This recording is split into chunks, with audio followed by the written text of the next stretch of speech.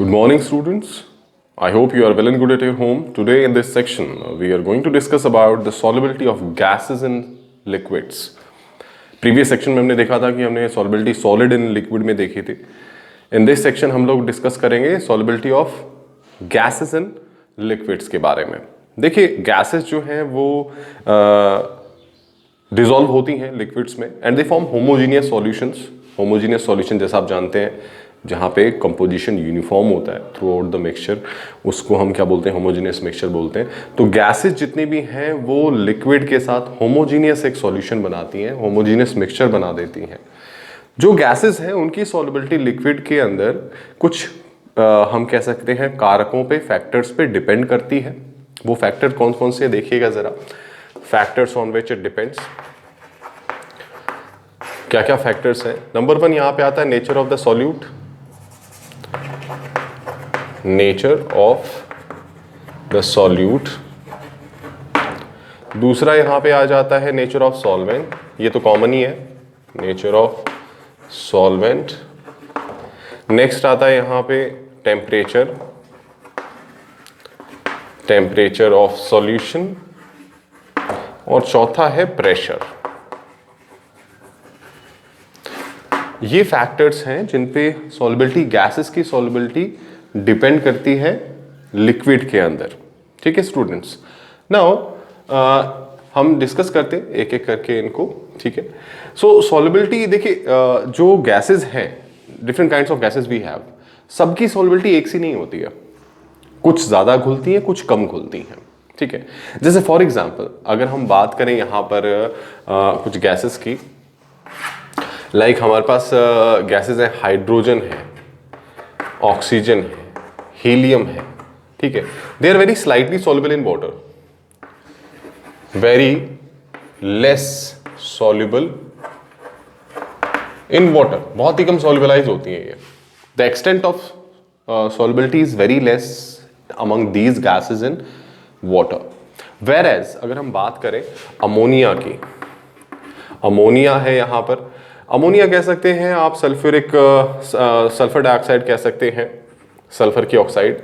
आप ऐसे लिख दीजिए oxides of sulphur, oxides of sulphur. ये ज़्यादा आप कह सकते हैं घुलती हैं वाटर में. Their solubility is more comparison to these gases in water. ये ज़्यादा घुल जाती हैं. बिकॉज क्यों घुलती हैं, that is the big question. Ammonia है, ऑक्साइड ऑफ सल्फर है, ये इसलिए घुलती हैं, ज़्यादा सॉल्युबलाइज होती हैं वाटर में, because they react chemically. They react chemically with water. Chemically with water. Water के साथ केमिकली रिएक्ट कर जाती हैं ये. जैसे फॉर एग्जांपल सल्फर के ऑक्साइड्स हैं तो सल्फ्यूरस एसिड बना देंगे. अमोनिया तो अमोनियम हाइड्रोक्साइड बना देंगे. ठीक है students. So these are more soluble comparison to these gases. Reason क्या है? Because of the chemical reaction. तो आप ये कह सकते हो कि जो केमिकली रिएक्ट करती हैं, जो ऑक्साइड केमिकली वाटर के साथ रिएक्ट करती हैं, they are more soluble in water comparison to the other gases. That's another criteria. Now see, अब हम अपने फैक्टर्स को देखते हैं. सबसे पहले इफेक्ट ऑफ टेम्परेचर देखेंगे हम यहां पर. Effect of temperature on the solubility, effect of temperature on the solubility of gases. ठीक है. देखिए, जो डिसोल्यूशन प्रोसेस है, जो गैसेस का लिक्विड के अंदर जो डिसोल्यूशन प्रोसेस है, वो डिसोल्यूशन प्रोसेस किस पे डिपेंड करता है? It depends on the basically, मतलब गैसेस की सॉल्युबिलिटी जो है that depends basically on the heat of expression. जैसे कहने का मतलब है कि जो रिएक्शंस हैं ये द सॉल्युबिलिटी के, गैसेस जब लिक्विड में डिसॉल्व होती हैं तो ये डिसोल्यूशन प्रोसेस जो है वो एक्सोथर्मिक होता है. आपको याद होगा हमने प्रीवियस सेक्शन में पढ़ा था, solute in solid in liquid के सेक्शन में हमने देखा था कि एक्सोथर्मिक, एंडोथर्मिक डिसोल्यूशन प्रोसेस हो सकते हैं. वैसे ही गैसेस के मोस्टली जो आपके डिसोल्यूशन प्रोसेस हैं गैसेस के लिक्विड के अंदर, वो सारे एक्सोथर्मिक हैं. ये बात ध्यान रखिए. तो आपको याद होगा according to the Le Chatelier's principle, हमने वहां पे लीच-एटलर्स प्रिंसिपल देखा था. तो according to the Le Chatelier's principle क्या है? The reactions which are exothermic in nature, उनका जो एक्सटेंट है सॉल्युबिलिटी का वो कैसे होता है, bye lowering down the temperature. अगर रिएक्शन हमारा सॉल्युबिलिटी प्रोसेस अगर हमारा क्या है एक्सोथर्मिक है तो वहां पे क्या होगा, लो टेम्परेचर फेवर करेगा किसको, सॉल्युबिलिटी को। इन केस वहां पे मगर एंडोथर्मिक तो है ही नहीं ऑब्वियसली, तो एक्सोथर्मिक ही है यहां पर, तो रिएक्शन में हीट निकल रही है, यहाँ पे सॉल्युबिलिटी में हीट निकल रही है यहाँ पे डिसोल्यूशन प्रोसेस में, तो इस कारण गैसेस जब डिसॉल्व होती हैं किसी लिक्विड में तो वहां पर लो टेम्परेचर जो है वो फेवर करता है उनकी सॉल्युबिलिटी को according to the Le Chatelier's principle. Students, तो हम लिख सकते हैं the dissolution process of gas and liquid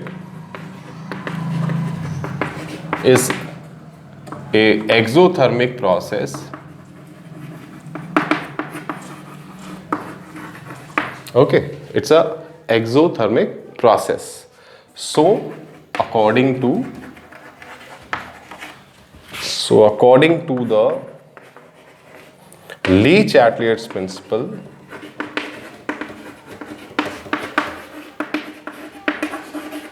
so according to the Lee Chateliers principle, low temperature favors the solubility of gases in liquid. Okay students, so ये हमने जो process है वो यहाँ पे होता है, एक्सोथर्मिक है प्रोसेस, इसीलिए according to Le Chatelier's principle low temperature favour करेगा। इसका एक अच्छा एग्जांपल मैं आपको बताता हूं। देखिए, ड्यूरिंग द समर सीजन में क्या होता है, जो जैसे आपको पता है कि जो भी हमारे जीव जंतु हैं, जो एक्वाटिक ऑर्गेनिजम्स हैं, मछलियां वगैरह जो हैं, तो वो क्या है ड्यूरिंग द पीक समर, जो बहुत ज़्यादा गर्मियों के दिन होते हैं, उस समय क्या होते हैं, जो तालाब हैं, नदियां हैं, इनमें जो ये एक्वेटिक ऑर्गेनिजम्स हैं, मछलियां वगैरह, फिशेस वगैरह हैं, they go deep inside the water, वो तली में चली जाती हैं, नीचे चली जाती हैं। क्यों चली जाती हैं? क्योंकि ऊपर का जो पानी है, जो सरफेस का जो वाटर है, वो उनका गर्म हो जाता है क्योंकि सन की हीट से। तो ऊपर का सरफेस गर्म हो जाता है सन की हीट से, इसलिए वहाँ पे पानी भी गर्म हो जाएगा काफ़ी ज़्यादा, और क्योंकि इंक्रीज इन टेम्परेचर हो रहा है इसलिए वहाँ पे ऑक्सीजन की जो सॉल्युबिलिटी है वो वाटर में क्या हो जाती है, कम हो जाती है, और इस वजह से वो ऑक्सीजन नहीं ले पाती हैं, जो एक्वेटिक ऑर्गेनिजम्स हैं, मछलियाँ वगैरह, वो ऑक्सीजन नहीं ले पाती हैं, तो ऑक्सीजन का कंसंट्रेशन कम हो गया वाटर में, इसीलिए वो कहाँ चली जाती हैं मछलियाँ, in the deep inside the ocean और रिवर या पॉन्ड, उनके तली में चली जाती हैं, क्योंकि ऊपर का सरफेस गर्म हो गया, गर्म होने की वजह से ऑक्सीजन की सॉल्युबिलिटी कम हो जाती है, कंसंट्रेशन पानी में कम हो जाती है। This is the best example to explain this effect of temperature on the solubility of gases in liquid. Students, तो ये हमारा एक इफेक्ट हो गया, एक हमने कारक यहाँ पे पढ़ा, ठीक है। अगला देखते हैं pressure.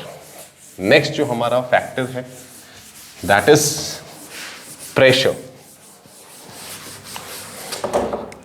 Pressure has a major role. Effect of pressure. देखिए, pressure has a major role on the solubility of liquid in gases. gases and liquids. तो गैसेस की सॉल्युबिलिटी लिक्विड के अंदर पे प्रेशर का काफ़ी ज़्यादा इफेक्ट है। क्यों इफेक्ट है? Because gases are highly compressible.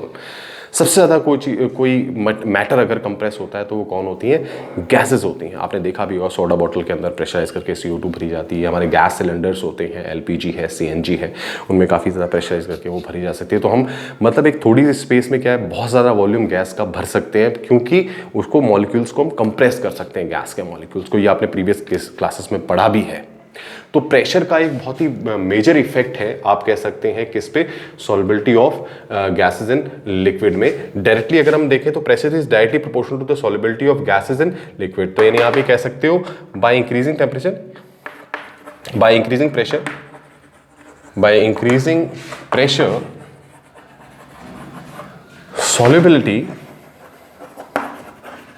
of gases in liquid increases. Directly proportional है स्टूडेंट्स, ठीक है। प्रेशर डायरेक्टली प्रोपोर्शनल है सॉल्युबिलिटी के, तो अगर आप प्रेशर बढ़ाएंगे तो सॉल्युबिलिटी क्या हो जाती है, इंक्रीज करती जाती है in accordance with the Le Chatelier's principle also, हम यहाँ पे ऐसा कह सकते हैं। जैसे कि एक एग्जाम्पल से आप इसको समझ सकते हो, जैसे एक डायग्राम से मैं आपको बताने की कोशिश करता हूँ।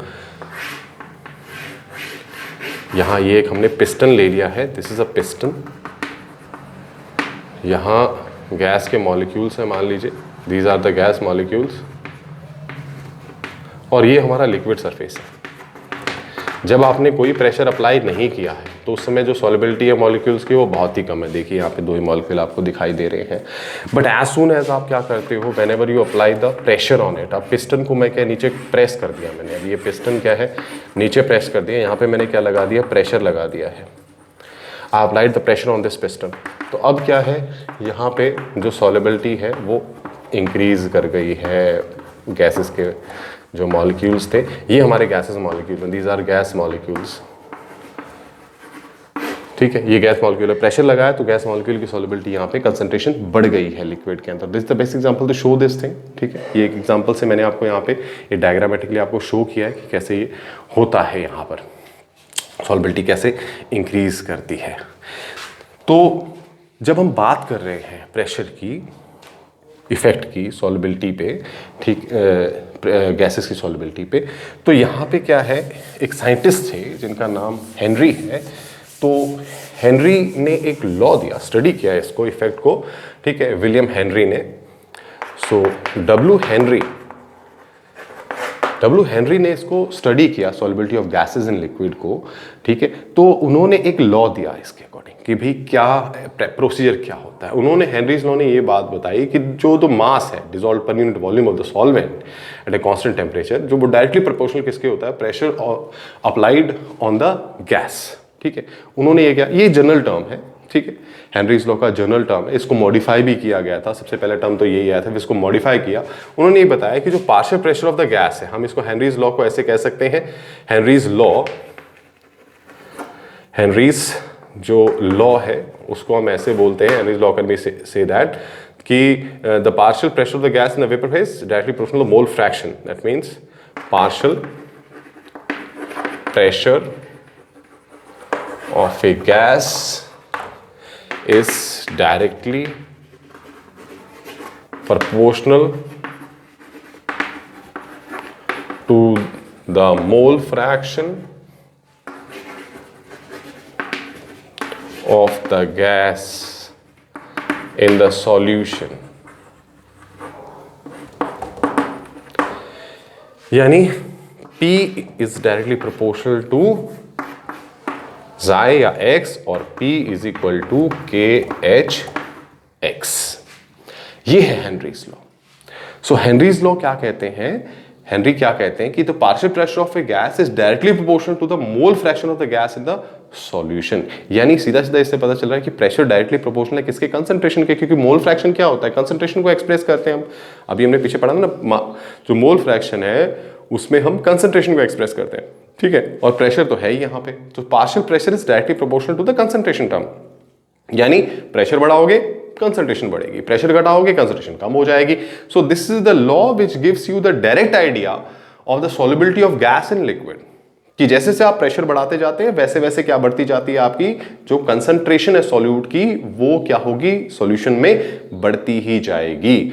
सो this is P is partial pressure, ये x या xi हमारा मोल फ्रैक्शन है, और P is equal to, proportionality हटाएंगे निशान, तो P is equal to KH(x). KH is known as Henry's constant. KH को हम क्या बोलते हैं, हेनरीज कांस्टेंट बोलते हैं। This is Henrys constant students. So this is the law, और आप इसको ग्राफिकली रिप्रेजेंट करेंगे तो इस तरह रिप्रेजेंट करेंगे। यहाँ पे एक साइड आप ले लेते हैं, पार्शियल प्रेशर ले लीजिए, this is the partial pressure, ठीक है, और ये यहाँ पे आ जाएगा मोल फ्रैक्शन, तो you will get a straight line. आपको क्या मिलती है, एक स्ट्रेट लाइन मिलती है। ग्राफिकल रिप्रेजेंटेशन हो गया, क्योंकि दोनों डायरेक्टली प्रोपोर्शनल है, एक बढ़ेगा तो दूसरा बढ़ेगा, एक घटेगा दूसरा भी घटेगा। सो this is the graphical representation for this. This is partial pressure, this is mole fraction. Understand students? Directly proportional relationship है।